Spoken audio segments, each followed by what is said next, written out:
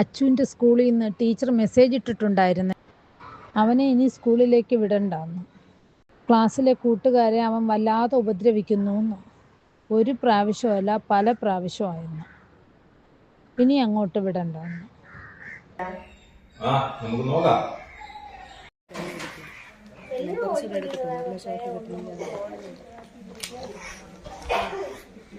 കൈ കൊടുത്തേക്ക്.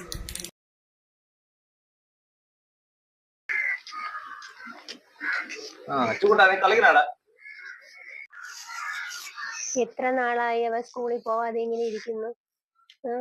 അവന് നമുക്ക് ഇങ്ങനെ ഇരുത്തിയാ മതിയോ? 2 മാസത്തോളമായി സ്കൂളിൽ അവൻ പോയിട്ട്. മറ്റുകുട്ടികളെ പോലെ എന്റെ കുട്ടിയെ സ്കൂളിൽ പോണം. എന്റെ കുഞ്ഞിന് എന്താണ് കുഴപ്പം? അവന് ഒരു കുഴപ്പവും ഇല്ല. ചേട്ടാ, നമുക്ക് അവനെ ഏതെങ്കിലും ഒരു ഡോക്ടറെ ഒന്ന് കാണിക്കണ്ടേ? എന്നും അവനെ ഇങ്ങനെ ഇരുത്തിയാ മതിയോ? അവന്റെ കൂടെയുള്ള ജാനുവും കണ്ണനും ഒക്കെ സ്കൂളിൽ പോകുന്നുണ്ട്. അവരെന്തെല്ലാം സംസാരിക്കുന്നു, കളിക്കുന്നു. ഈ പ്രായത്തിലുള്ളല്ലേ അവനും. അവൻ ഒന്നും സംസാരിക്കുന്നുമില്ല, കളിക്കുന്നുമില്ല, ഇങ്ങനെ ഇരിക്കുകയാണല്ലോ. നമുക്ക് ഹോസ്പിറ്റലിൽ ഒന്നും കാണിക്കണ്ടേ അവനെ? എന്തിന്? അതിന്റെ ആവശ്യമുണ്ടോ?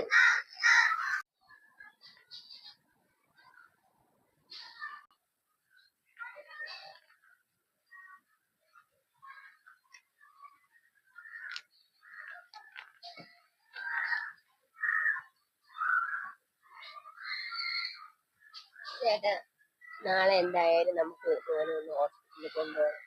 കുറെ നാളായില്ലേ ഞാൻ പറയുന്നു. ചേട്ടൻ നാളെ എന്തായാലും ജോലിക്ക് പോകണ്ട, അവനെ കൊണ്ട് ഹോസ്പിറ്റലിൽ പോകുന്നത്.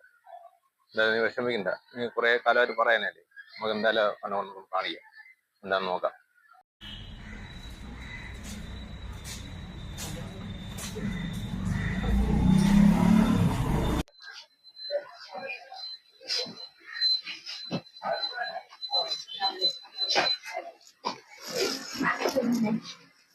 ഇരിക്കാം.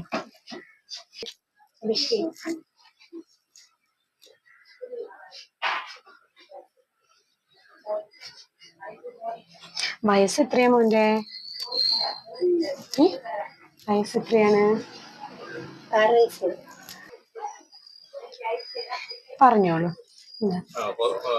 സ്കൂളിൽ പോകുമ്പോ ടീച്ചർ പറയുന്നുണ്ട് അവന് വ്യത്യസ്തമായിട്ടുള്ള ചില പെരുമാറ്റ രീതികളൊക്കെ പറയുന്നുണ്ട്. അങ്ങനെ സ്കൂളിൽ പോകുന്നില്ല ഇപ്പൊ. ആണോ?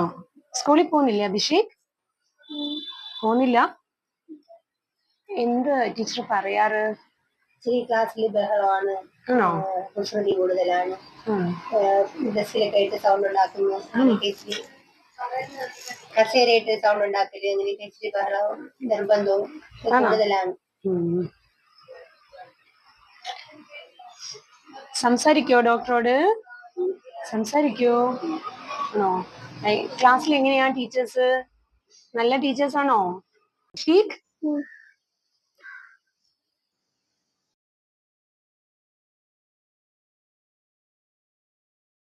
ഇത് എടുത്ത് കളഞ്ഞാലോ? വേറെ കളിപ്പാട്ടം തരാം അമ്മ, കേട്ടോ.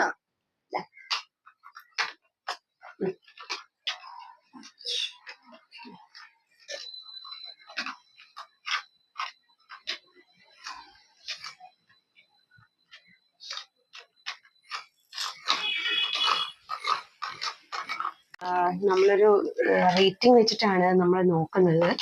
വിഷമിക്കാനല്ല പറയുന്നത്, ഒരു mild to moderate autistic features ആണ് നമ്മൾ ഈ കാണുന്നത്. അപ്പൊ ശരിക്കും നിങ്ങൾക്ക് അറിയാമായിരിക്കും ഓട്ടിസം എന്ന് പറയുന്നതിന്റെ കാര്യങ്ങളൊക്കെ. ഓട്ടിസം എന്ന് പറയുന്നത് ശരിക്കും ഒരു കുറച്ച് ബുദ്ധിമുട്ടുള്ള ഒരു ഏരിയ ആണ്. നമുക്ക് ചെയ്യേണ്ടത് എന്താന്ന് വെച്ച് കഴിഞ്ഞാല് മോന്റെ ബിഹേവിയറൽ ചേഞ്ചസ്, അതേപോലെ തന്നെ സ്പീച്ച് അതെല്ലാം നമുക്കൊന്ന് കറക്റ്റ് ചെയ്തെടുക്കേണ്ടതുണ്ട്.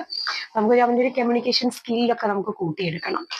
അപ്പോൾ കമ്മ്യൂണിക്കേഷൻ സ്കില്ല് കൂട്ടുന്നതിനും അതേപോലെ തന്നെ ബിഹേവിയറൽ കണ്ടീഷൻസ് ഒക്കെ ഒന്ന് കറക്റ്റ് ചെയ്യുന്നതിനുമായിട്ട് നമുക്ക് സ്പീച്ച് തെറാപ്പിയും ബിഹേവിയറൽ തെറാപ്പിയും ഒക്കെ നമുക്ക് അവൈലബിൾ ആണ് ഇന്ന്. അപ്പൊ അതുകൊണ്ട് നമുക്ക് അതൊക്കെ ഒന്ന് ചെയ്യിക്കണം. അതേപോലെ തന്നെ നമുക്ക് മെഡിസിൻസ് ഇന്റേണലി നമുക്ക് കൊടുക്കാൻ പറ്റും. കുറച്ച് ആയുർവേദിക് ഡ്രഗ്സ് ഒക്കെ നിങ്ങൾ കൊടുക്കുകയാണെങ്കിൽ ഒത്തിരി നല്ലതായിരിക്കും. ഞാൻ പറഞ്ഞു തരാം എങ്ങനെയാണ് കൊടുക്കേണ്ടതെന്നുള്ളത്. അപ്പൊ ഇന്റേണൽ മെഡിക്കേഷൻസും അതോടൊപ്പം തന്നെ നമ്മൾ കുറച്ച് തെറാപ്പീസ് അല്ലാതെ തന്നെ നമ്മുടെ ട്രീറ്റ്മെന്റ്സ് ഉണ്ട്. നമുക്ക് ഗവൺമെന്റ് ഹോസ്പിറ്റലുകളിൽ, എല്ലാ ആയുർവേദ ഹോസ്പിറ്റലുകളിലും നമുക്ക് അതിനുള്ള ട്രീറ്റ്മെന്റുകൾ അവൈലബിൾ ആണ്. പ്രത്യേകിച്ചും കൗമാരം ഡിപ്പാർട്ട്മെന്റിൽ, ആയുർവേദ കോളേജസിൽ, മെഡിക്കൽ കോളേജസിൽ എല്ലായിടത്തും തന്നെ നമുക്ക് ഇങ്ങനൊരു ട്രീറ്റ്മെന്റ് അവൈലബിലിറ്റി ഉണ്ട്. അപ്പോൾ അത് മോന് കൃത്യമായിട്ട് നമുക്കത് ചെയ്യണം. പിന്നെ നമുക്ക് റെഗുലർലി നമുക്ക് ഈ പറഞ്ഞതുപോലെ ഓട്ടിസം ട്രീറ്റ്മെന്റ് ഇവാലുവേഷൻസ് നമുക്ക് കൃത്യമായിട്ട് നടത്താൻ പറ്റും. അപ്പൊ അതുകൊണ്ട് തന്നെ മോന് ഒരു നല്ല വ്യത്യാസം, പ്രകടമായ ഒരു വ്യത്യാസം നിങ്ങൾക്ക് അത് കിട്ടും. അതിനകത്ത് വിഷമിക്കേണ്ട, നമ്മളെല്ലാവരും ഒരുമിച്ച് ചേർന്ന് നിന്നുകൊണ്ടാണ് എപ്പോഴും അവന്റെ ഒപ്പം നമ്മൾ ഉണ്ട് എന്നുള്ള ഒരു ഫീൽ അവൻ എപ്പോഴും കൊടുക്കണം എന്നുള്ളതാണ് നമ്മൾ ചെയ്യേണ്ടത്. അവനെ ഒറ്റപ്പെടുത്താതിരിക്കണം. ഒരിക്കലും അവനെ ഒറ്റയ്ക്കിരുന്ന് കളിക്കാനോ അങ്ങനെയൊന്നും അവനെ ഒറ്റയ്ക്ക് ഒന്നിനും വിടണ്ട. എപ്പോഴും നമ്മൾ കൂടെ ഉണ്ടാവണം. പിന്നെ പ്രത്യേകിച്ചും ഇത്തരം കുട്ടികൾക്ക് വിഭിന്നമായ എന്തെങ്കിലും ഒരു ശേഷി ഉണ്ടാവും. അത് ആ ഒരു ഇതെന്താണ് തന്നെ മോനിങ്ങനെ ശ്രദ്ധിച്ചിരിക്കുന്നല്ലേടാ. അപ്പോൾ ശരിക്കും അങ്ങനെയുള്ള കുട്ടികളെ അത്തരം കാര്യങ്ങൾ നമ്മൾ പേരൻസ് തന്നെ ആയിരിക്കും അത് നോട്ടീസ് ചെയ്യപ്പെടുക. എന്തെങ്കിലും ഒരു പ്രത്യേകം കഴിവ് അവൻ ഉണ്ടാവണം. അപ്പൊ അത് അങ്ങനെ ഉണ്ടെങ്കിൽ അത്തരം ഒരു സ്കില്ല് നമുക്ക് ഡെവലപ്പ് ചെയ്തെടുക്കാൻ പറ്റണം. അപ്പൊ ഡോക്ടറെ കാണാൻ വരുമോ? ഡോക്ടർ ആന്റിയെ കാണാൻ വരുമോ? അമ്മയെ തന്നെ നോക്കിക്കൊണ്ടിരിക്കണേ. ഡോക്ടറെ ഇഷ്ടായില്ലേ? നമുക്ക് അവന് വേണ്ടിയുള്ള ട്രീറ്റ്മെന്റ് ഒക്കെ ചെയ്യാലോ അല്ലേ അഭിഷേക്?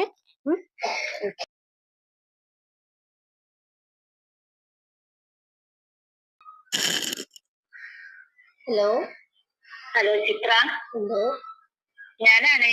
പറയടി. കുറെ നാളായല്ലോ നിന്നെ വിളിച്ചിട്ട്. നിങ്ങളെ വീട്ടില് ജോലിയൊക്കെ നേരത്തെ കഴിഞ്ഞു, അതുകൊണ്ടാണ് നിന്നെ ഒന്ന് വിളിക്കാന്ന് കരുതിയത്. നീ എന്താ ഒന്നും മിണ്ടാത്തെ?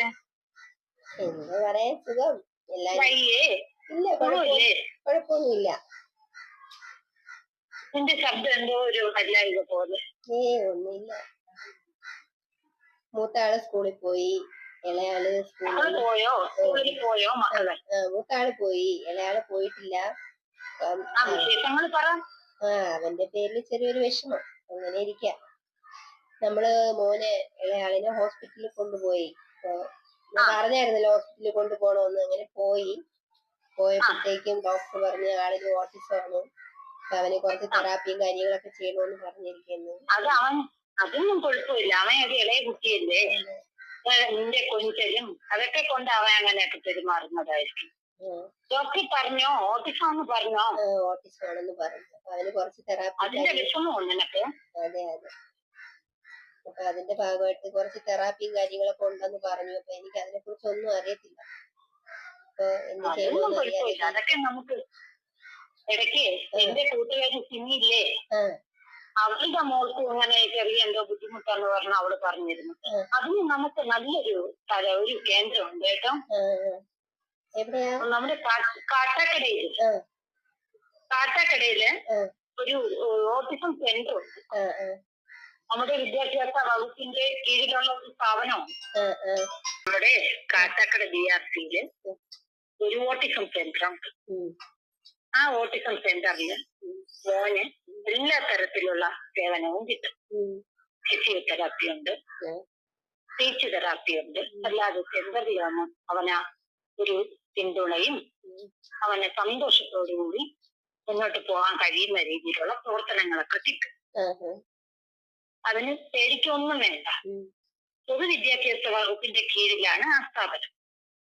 നമ്മുടെ കാട്ടാക്കട MLA അഡ്വക്കേറ്റ് IB സതീഷിന്റെ MLA ഫണ്ട് ഉപയോഗിച്ചാണ് നമ്മുടെ ഈ കോവിഡ് സമയത്താണ് ഇത്തരത്തിലൊരു സ്ഥാപനം തുടങ്ങിയത്. എന്തായാലും നാളെ തന്നെ നീ മോനുമായിട്ട് അവിടെ ഒന്ന് പോകണം. വിഷമിക്കണ്ട കേട്ടോ. പോയിട്ട് വന്ന് എന്നെ വിളിക്കണേ. വിളിക്കാം.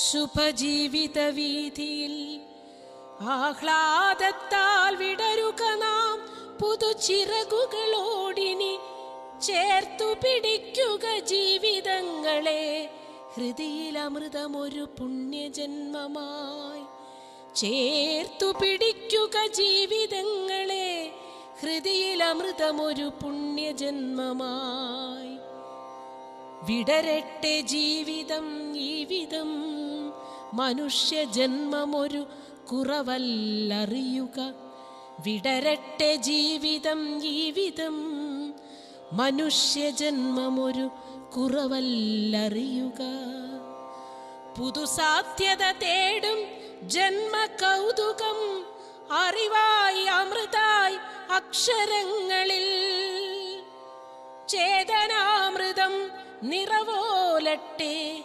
പുതുപൂപ്പുഞ്ചിരി വിരിയട്ടെ ചേതനാമൃതം നിറവോലട്ടെ പുതുപൂപ്പുഞ്ചിരി വിരിയട്ടെ പുതുപൂപ്പുഞ്ചിരി വിരിയട്ടെ.